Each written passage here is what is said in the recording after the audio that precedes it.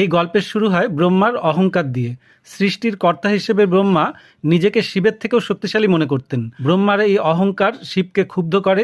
শিব ব্রহ্মার পঞ্চম মাথা ধ্বংস করেন এবং তাকে অভিশাপ দেন যে তিনি সৃষ্টির ক্ষমতা হারাবেন। এই অভিশাপ থেকে মুক্তি পেতে ব্রহ্মা শিব মন্দিরগুলোর তীর্থযাত্রায় বের হন। এই যাত্রার সময় তিনি তিরুপট্টুর মন্দিরে 12টি শিবলিঙ্গ প্রতিষ্ঠা করেন এবং দীর্ঘ সময় ধরে শিবের আরাধনা করেন। দেবী পার্বতীর অনুরোধে শিব মাঝিজা গাছের নিচে ব্রহ্মার কাছে দর্শন দেন। তিনি ব্রহ্মাকে অভিশাপ থেকে মুক্ত করেন এবং সৃষ্টির ক্ষমতা ফিরিয়ে দেন। শিব ব্রহ্মাকে আশীর্বাদ করেন। এই মন্দিরে ব্রহ্মার নিজস্ব মন্দির থাকবে।